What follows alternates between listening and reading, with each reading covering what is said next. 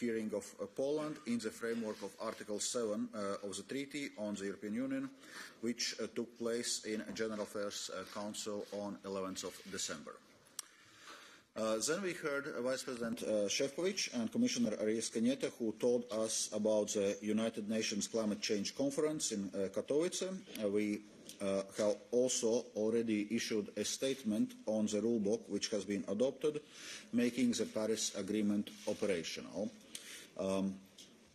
The EU played an instrumental role to make the adaptation of this rulebook possible.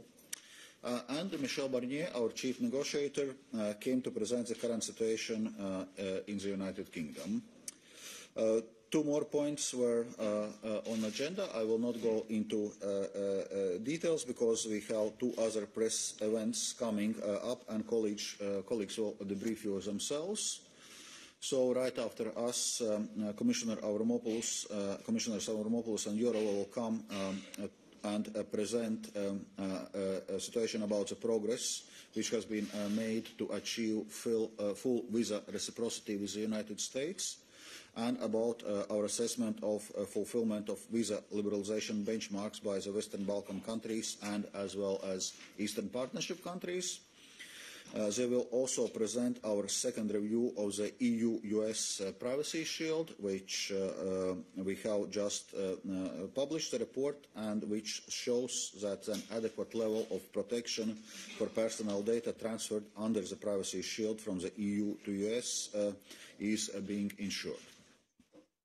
And after that, the accredited journalists will have a technical briefing of the record on a series of measures that had been adopted to date to implement the contingency action plan in the event of no-deal Brexit.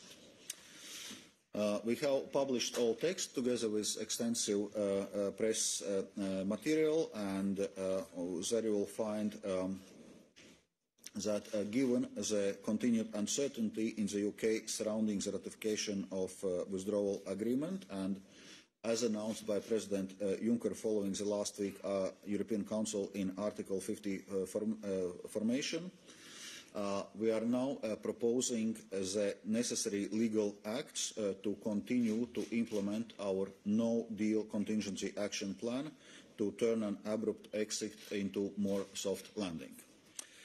In today's package, we have adopted 14 measures in a limited number of areas, to which, in a case of no-deal scenario, would create major disruptions for our citizens and businesses, and where preparedness measures on their own would not be sufficient. So this is an exercise in limiting damage. The areas we address today include financial services, air transport, customs and climate policy, among others. We will continue to implement our contingency action plan in the weeks to come, keeping in mind that it cannot replicate the benefits of the withdrawal agreement, and certainly it cannot replicate the benefits of the EU membership. And I will remind you that we have started the process of ratification on our side, and we will continue to follow closely the ratification process in the UK. And now let me move to the situation concerning Italy's budget, on which the College had an in-depth discussion today. The Italian government has come a long way. Only a few weeks ago there was confrontational rhetorics. Intensive negotiations over the last 2 weeks have resulted in a solution for 2019. This allows us to avoid excessive deficit procedure at the given stage. This is, of course, provided that all agreed measures are implemented. Many commissioners took floor today to stress the need to remain vigilant and monitor the situation in Italy. This is a clear takeaway from the College. I would like to thank Prime Minister Giuseppe Conte and Finance Minister Gianni Tria for their personal commitment. And I would like to thank both Italy's and Commission's experts for working around the clock to find a solution. Let's be clear, the solution is not ideal, but it avoids opening the excessive deficit procedure at this stage, and it corrects a situation of serious non-compliance with the Stability and Growth Pact. One important positive element is that the new budget is based on a plausible economic scenario. Credible and sustainable budgetary policies indeed cannot be planned on over-optimistic forecasts. The additional fiscal effort now presented by Italy for 2019 amounts to 10.25 billion euros. With the sum of the new macroeconomic scenario, the additional measures presented, and the allowance for unusual events, the headline deficit target would be 2.04% of GDP. And this means that the structural deterioration was brought down from 0.8% of GDP in the original draft 2019 budget to zero in today's proposal. But let me stress that the composition of the announced measures and the budget overall still raise concern. A substantial part of the amount stems from delayed entry into force of the two main expansionary measures, the citizens' income and rolling back of pensions reforms. This means that when these measures will fully come into force, they will result in higher costs for the years to come. In 2020 and 2021, Italy intends to compensate the costs by activating the safeguard clause to increase value-added tax. However, we know that in the past, Italy has not activated this kind of safeguard. If this would happen again, large resources would need to be found elsewhere. The new measures also contain higher taxes on companies and cuts in planned investment, which are not growth-friendly steps. However, the lower investment spending can be partly offset by a better use of available EU structural funds. Of course, the Commission will continue to monitor the situation, starting with the adoption and implementation of the agreed measures. In that respect, the government has agreed to an additional safeguard that would freeze €2 billion for planned expenditures in 2019 budget. This expenditure would be then only implemented if it's confirmed during the year that the planned deficit target is on track. To conclude, as I said, today's agreement is not ideal, but it allows us to avoid excessive deficit procedure at this stage, provided that the measures are fully implemented. And I hope the situation would also be basis for a return to balanced budgetary and economic policies in Italy. Italy has an urgent need to restore confidence in its economy and ease financing conditions and support investment. And given that Italy has a second highest debt to GDP ratio in the EU, there is also an urgent need to put public debt on clear downwards path. At the end of the day, this is what will support the sustainable economic development and well-being of Italian citizens. Thank you. Yeah. Bonjour et buongiorno a tutti. Good morning. Valdis a présenté everyone. les différents éléments du paquet que nous avons agréé avec les autorités italiennes après plusieurs semaines de négociations difficiles. Et je partage totalement son analyse chaque instant avec les nuances, les questions, les réserves qui peuvent être présentées. Mais je veux, au-delà de ce qu'il a dit, tirer trois what he said, I think we have learned three general and political lessons from this agreement. First of all, fundamentally regarding the method, this is a victory of a political dialogue that the Commission has always preferred to conflict. Some might have wished to trigger off a crisis. What we wanted was to come up with a solution. Some might have wanted to point the finger to Europe and the Commission as technocrats. We, on the other hand, wanted to show that we could come up with answers. We've engaged in political discussions at the highest possible level in Rome, in Brussels, in Buenos Aires. We talked to Prime Minister Conte, who is presenting this agreement now to the Senate, with Minister Tria, with the economic stakeholders in Italy. It was an open discussion. Everybody was free to put forward their arguments, explain their views. We've compared figures, and obviously, finally, we agreed on common parameters. It has taken time. It has required a great deal of energy. But in the end, I believe that it was the intelligence and the sense of our common interests of the European Union, the Eurozone and Italy prevailed. And I am thrilled. Que les États membres ont apprécié notre engagement à respecter le pacte et à le faire respecter, et que la Commission européenne a apprécié en retour le soutien que nous avons apporté. Car dans cette discussion, l'implication the involvement of the entire Eurogroup, all the Eurogroup ministers, has always been very useful and very important.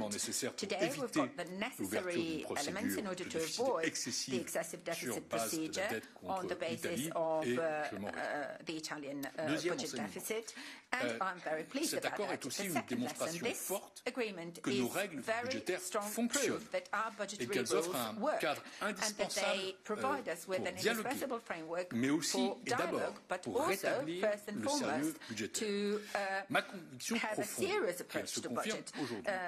My firm belief, which is confirmed today, is that these rules work when they're applied in a constructive spirit and not in a disciplinary kind of logic. When they provide incentives rather than sanctions, when they act as a deterrent rather than punishment, when they're flexible and intelligent rather than rigid and mechanical. Today, yet again, we are able to show that our rules are compatible with democratic choices, that they're compatible with political changes, that we do not need to assess, judge, or even comment on. But nevertheless, political choices that must comply with our common rules to defend our common goods, which is the euro. The third lesson, the fact that this respect for the rules with required intelligence is translated into agreement, both in terms of the calculation of the suggested measures and the one-off and the eligible expenditure and exceptional circumstances. We have obtained, and this is something that I would really like to spell out, a draft budget which is a different sort of budget consolidation, and I think we need to look back and see what has been achieved and how. Since the first draft budget was submitted by the Italian government, and everything that has happened since our opinion was issued on the 21st of November. This whole process is very significant. Let me remind you that last September and in the draft budgets we received in October and November, the Italian government initially suggested to exceed this deficit 0.8, 1.2 in our forecast and 0.8 in the Italian document. And now we've agreed on common process, a common assessment, and this has come down to zero. So this is not just a formal dialogue. All this was very s'appuie d'abord sur la révision de l'hypothèse de croissance par les autorités italiennes de 1,5% en septembre à 1% aujourd'hui. Vous vous souviendrez que l'hypothèse initiale n'avait pas été validée par le Conseil budgétaire national, contrairement aux dispositions européennes. Avec la perspective de validation précisément par ce Conseil budgétaire, ceci marque un retour à la méthode commune et aussi, il faut le dire tout de même, à plus de réalisme économique, car le 1% correspond bien davantage au consensus de prévision de toutes les institutions internationales que le 1,5% précédent. Et ce retour est, je crois, absolument bienvenu. J'ajoute que les 9 milliards de mesures présentées par les autorités italiennes, ainsi que la flexibilité accordée par la Commission au titre de circonstances exceptionnelles, forment un paquet cohérent à la fois budgétairement mais aussi politiquement. Et n'oublions pas que les 2 milliards d'euros de gel sont à cet égard une assurance supplémentaire. Il appartient maintenant au gouvernement italien de présenter ses propres éléments au Parlement italien qui décidera soudainement pour ce qui nous concerne. Comme l'a dit c'était l'esprit de la discussion à la Commission ce matin.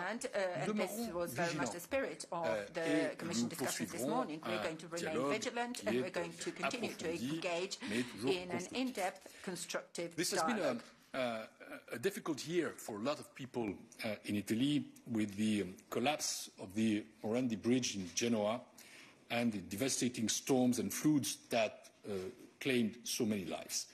I'm very pleased that we have been able to confirm the possibility to consider an exceptional and to discount from an assessment of the structural effort the planned expenditure to improve the safety of road infrastructures and to protect communities against the risk of flooding. In short, the agreement reached today shows unambiguously that the European Commission is not the enemy of the Italian people, as some would have liked to describe us, that we are not a machine made up of insensitive bureaucrats imposing austerity and denying democracy. I hope that after today we can move beyond these caricatures, both ways, and I hope that today we can also put to rest any doubts over Italy's place in Europe and at the heart of the euro area, which emerged, I think, strengthened from this positive outcome. Merci beaucoup, les commissaires. On a Thank you very much. Questions. So now we can start with questions. David first.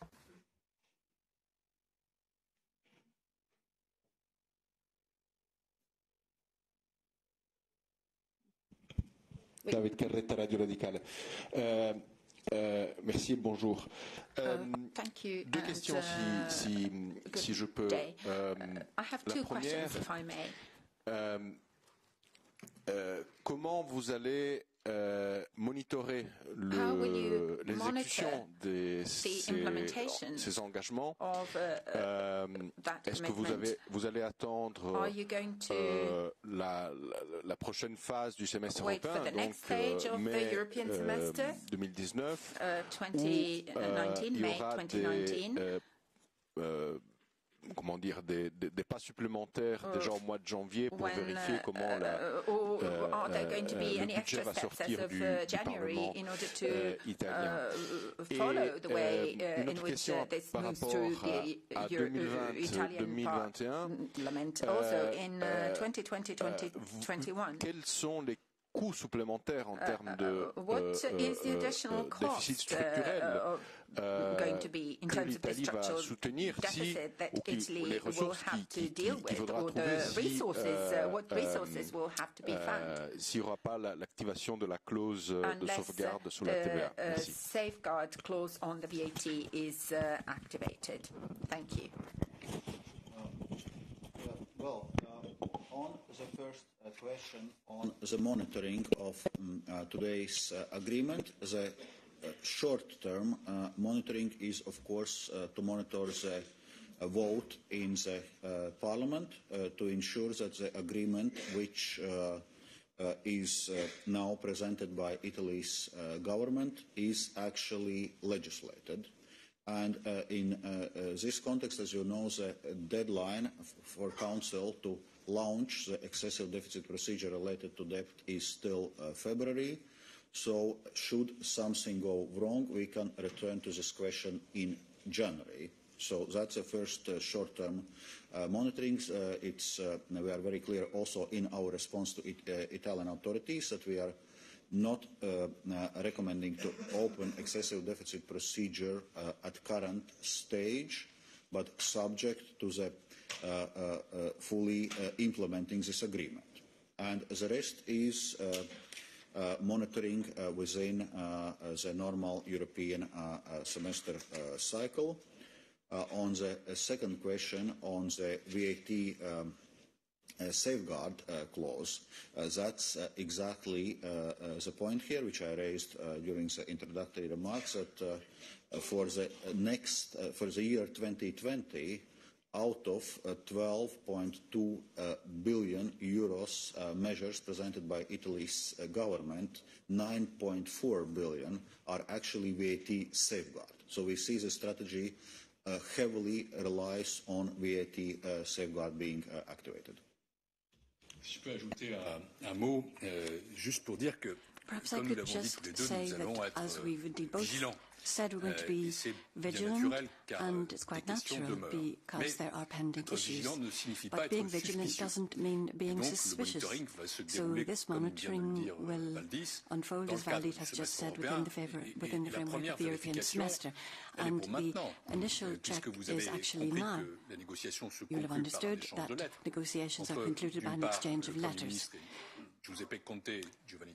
That would be between the Prime Minister and the President of the Commission and myself. And this will also mean that there will be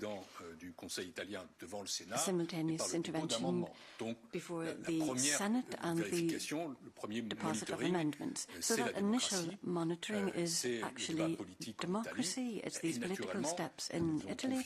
And of course, we rely on the engagements entered into as well as these democratic steps. I had Jorge next.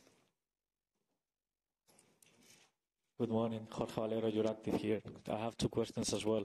The first one is, you said that many commissioners took the floor to ask for remaining vigilant. So my question is whether some commissioners, or at least one commissioner, recommended to trigger the sanction procedure because they consider that the deal was very shaky, and whether you would take the same decision if we wouldn't have faced European elections in 6 months. On the first question, there is a tradition here, which I think is a good one, is that we never comment the internal discussions inside the college, and that the decision taken is fully supported by all Commission members, whatever is the decision, whoever is the Commission member. And I think this principle must hold very firm until the end of the mandate of this Commission. I know that the President is very attached to it. Second, we didn't take into account the context of the European elections. What we took into account, certainly, and I think rightly so, is the possible perception of what another attitude would have meant, not only in Italy, but all across Europe. And that's why we had a strategy, which was to act through dialogue, in order to prove that through this attitude, we could reach a deal which is positive for Italy, positive for Europe, positive for the Eurozone, and I think also positive for the European Commission, because we have negotiated, of course, with our own principles and our own rules. And this is, I think, finally, with all the limits we know, and we are very conscious of that, and the vigilance which is necessary, a win-win agreement. Okay, anything else on the Italian budget? Yes, Marco. Thank you. Marco Bresolin, La Stampa. I have two questions. One is a follow-up to my colleague's question. Is from a formal point of view, now you still have on the table a negative opinion on the Italian budget and a report on the debt. Do you think that it's a review of the report and of the opinion is needed before the next step in the margin of the European semester? And then I would like to know if you think you will have the support of the other member states, since you always said that a structural effort is needed, but this deal, as you said, lead Italy to not to do a structural effort, but to have a zero as a structural effort. Thank you. Well, to respond to the first question, so it's basically for the Commission to decide to take the next step, which would be the recommendation to open excessive deficit procedure.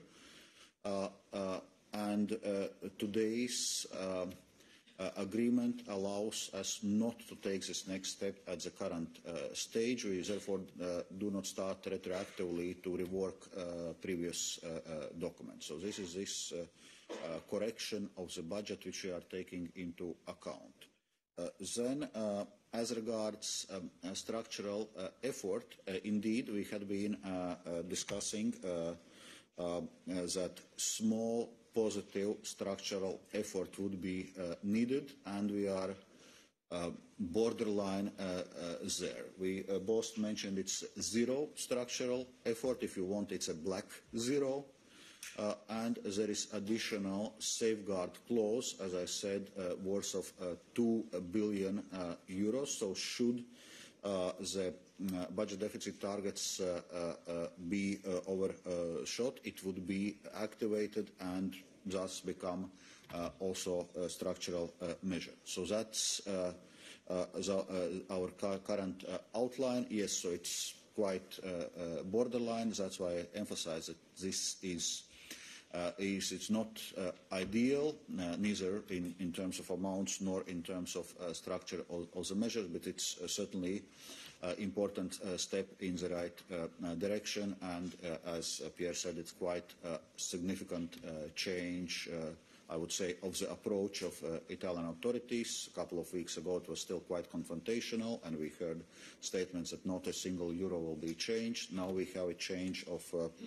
10.25 billion euros in the budget. We must admit that this is a substantial change.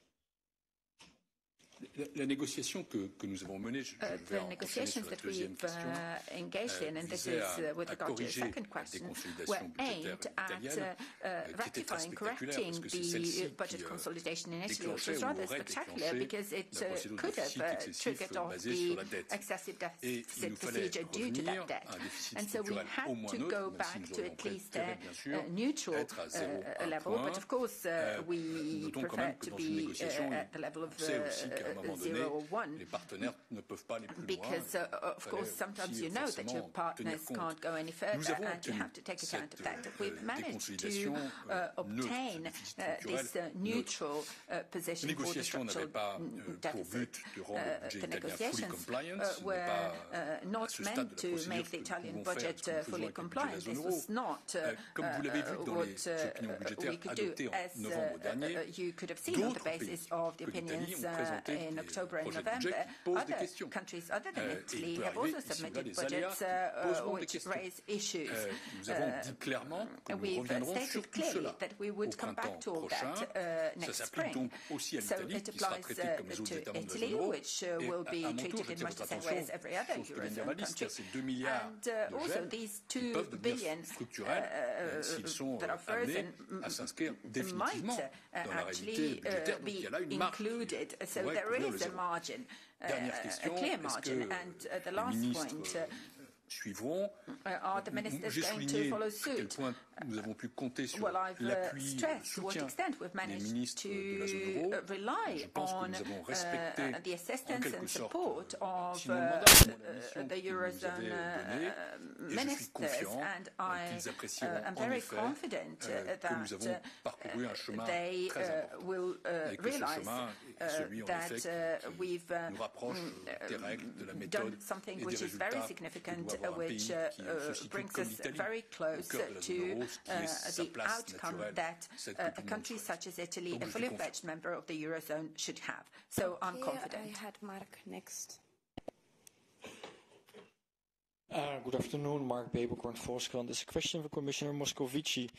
because I got a little bit confused about what you said. We only took into account the perception what another attitude could have meant all across Europe. What do you mean with this? I always thought the European semester was rule-based and not perception-based.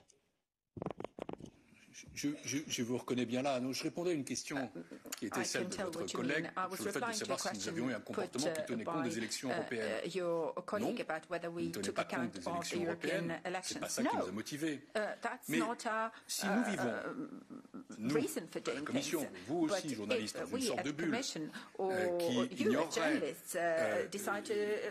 l'atmosphère qui existe dans l'Union européenne de manière plus large, la montée de partis nationalistes, le sentiment qu'il peut y avoir ici ou là un comportement trop austéritaire ou trop bureaucratique ou une institution qui s'imposerait aux États membres ou aux systèmes politiques nationaux, nous serions complètement à côté de la plaque.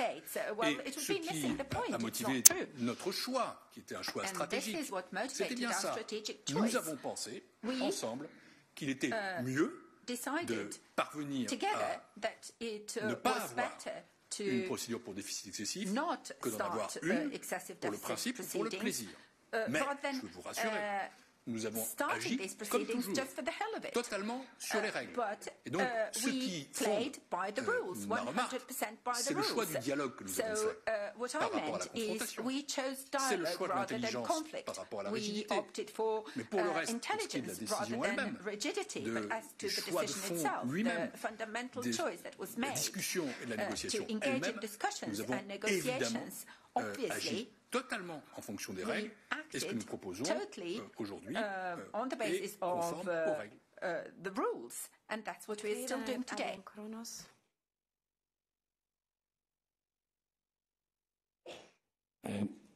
Galawati in Kronos Italy is just a sort of follow-up of the question of my Dutch colleague.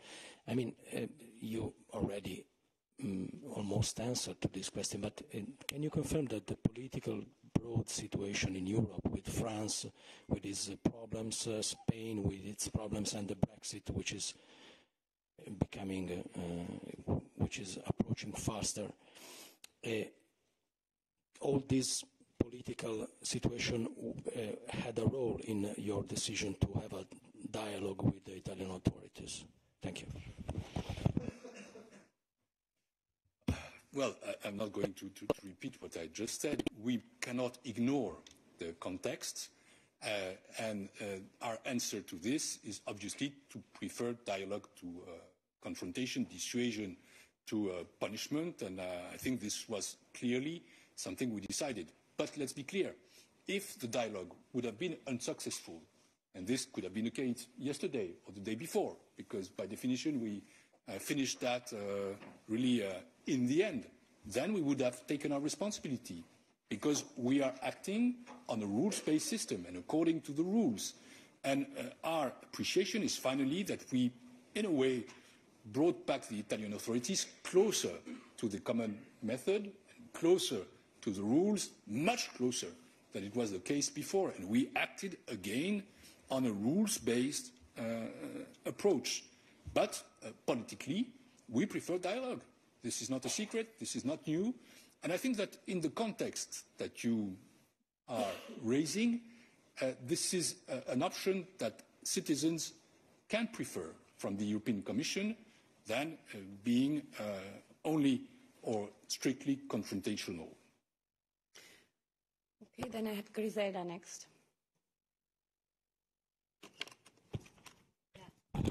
Désolée si je me répète un peu, mais vous avez parlé des caricatures que vous attendez qui seraient reconduites, effacées. Vraiment, vous croyez pouvoir convaincre avec cette décision d'aujourd'hui les anti-européens qui ont ému les critiques en italien pendant toute cette procédure? Criticized Europe in Italy throughout these proceedings. La seule chose que je peux dire, c'est que si nous avions fait autrement et si nous étions parvenus à un autre résultat, je sais que les anti-européens se seraient réjouis. If the result had been different, the anti-Europeans would be rejoicing now. Francesco Varaccia Reuters. Just a little clarification on the growth forecast under this compromise from the Italian government. They originally planned to have a 1.5% growth next year. We understand that now they have revised down this forecast to 1%. Is that what you agreed on? Thanks. Well, indeed, the growth forecast was revised downwards, and now the growth forecast of real economic growth for both this year and next is 1.0%. Correspondingly, it meant also that the budget deficit level at which Italy's budget was planned was higher than initially announced 2.4% of GDP, and correspondingly Italian authorities needed to do more effort to arrive at 2.04% of GDP budget deficit, which is scheduled after additional measures taken. Then I had Lorenzo next.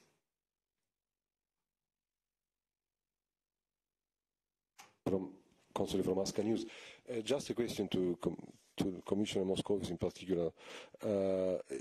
This problem of not having a deconsolidation, which has been achieved with this agreement, is this going to be also the case for France? I mean, are you going to ask France as well, even if the deficit goes up, not to rise the structural deficit? Parce qu'il y a forcément toujours une suspicion que je ne sais quel double standard that there might be some sort of double standard or some unfair approach when we're looking at two different countries, for example. Nous l'évitons aujourd'hui. Of course, this is something that we are avoiding today. Nous ne sommes pas en train de sanctionner l'Italie qui a un budget de 2,04%, imposing sanctions la France on Italy on 2.5 and not sanctioning France on 3.2. Of course, we have to look at all the countries in the Eurozone. Quite a few budgets are already causing problems or might cause problems. And of course, we're going to have the same discussion with the French authorities. And no later than this afternoon, Valdis Dombrovskis and myself will be meeting with Bruno Le Maire, the French finance minister, who no doubt is going to be able to put to us some specific figures. And now we'll have to engage in some discussions with France and decide what to do next. But that's what I've tried to say. The rules are the same for everyone, and everybody needs to be treated fairly. And I'm particularly convinced of that in relation to France. Hello, it's James Chris from the Daily Telegraph. Predictably, I'm going to ask a question about the no-deal Brexit plans.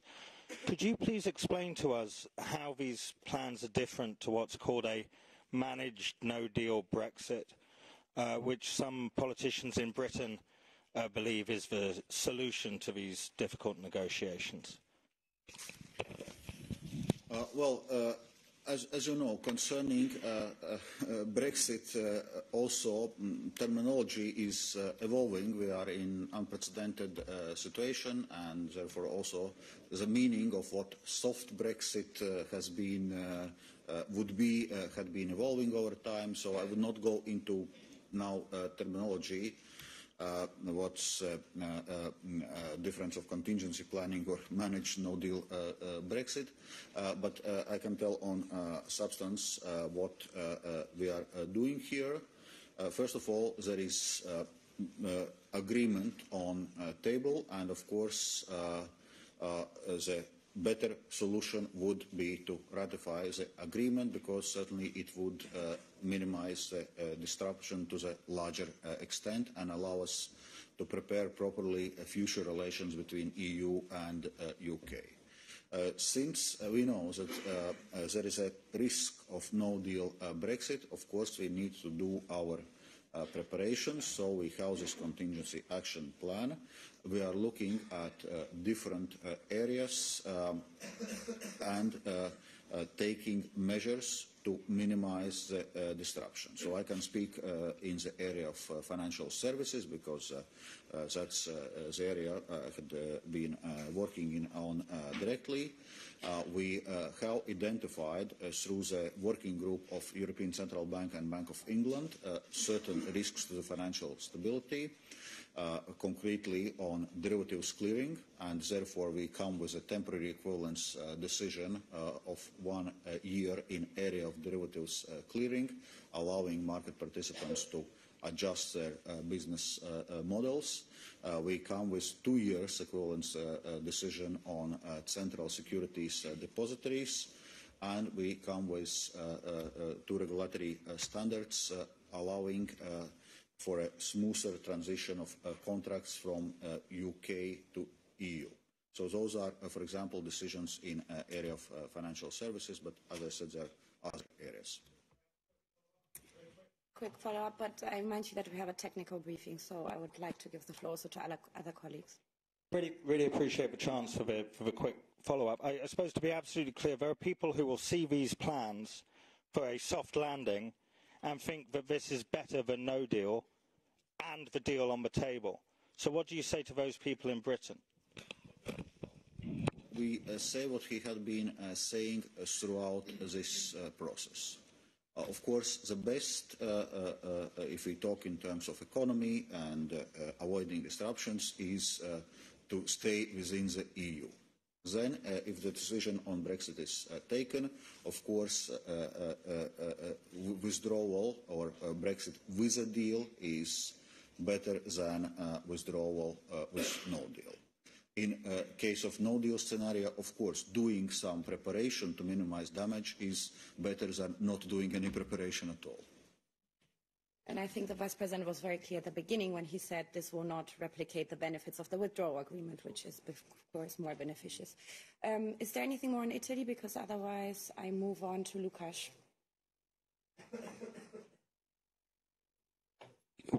Łukasz from Polish Press Agency. Could you tell us more about this part of the college, about the rule of law in Poland?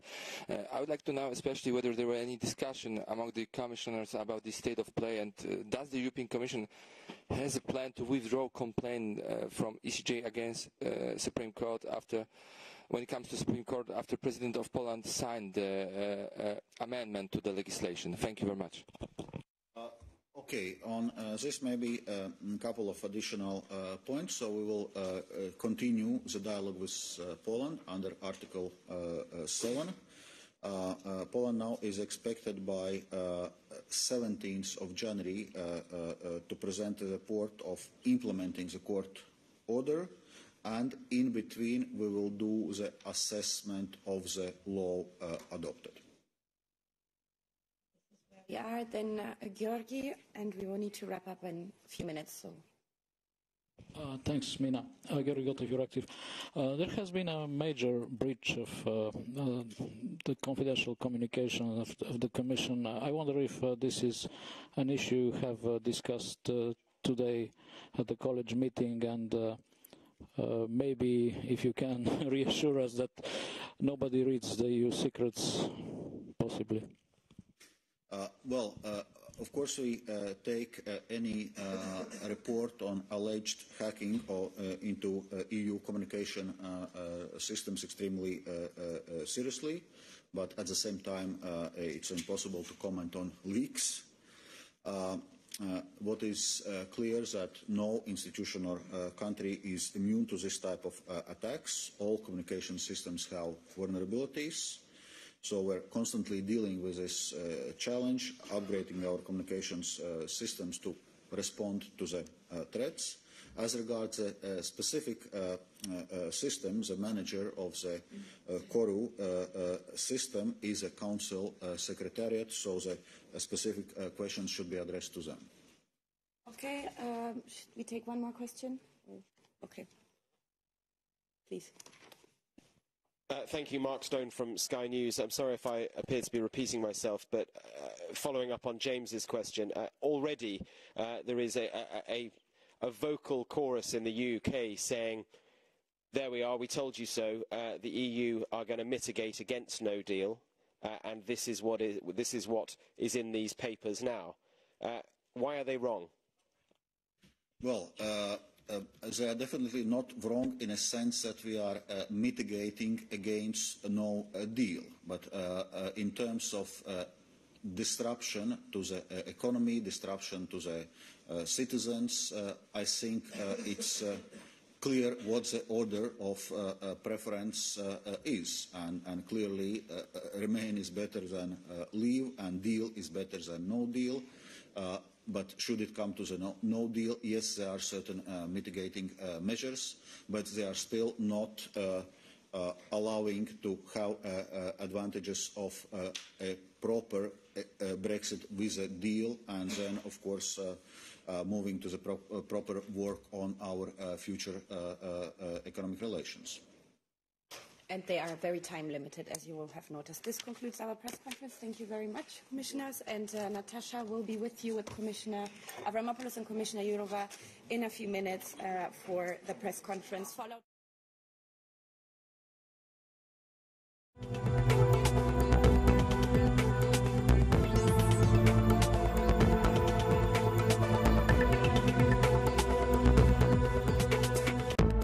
Thank you, Mr. Speaker. 35 years ago, the Law Lords, in a unanimous 5-0 judgment, ruled that Sikhs were an ethnic group and protected from discrimination. However, the results of the Prime Minister's race disparity audit had no data whatsoever regarding Sikhs, and with the ONS only requiring public bodies to collect and monitor data for ethnic groups specified in the census, the government's white paper failing to include a Sikh ethnic tick box, will the Minister commit to a meeting with officers of the APPG for British Sikhs and the inclusion of a Sikh ethnic tick box in the census order to bring an end to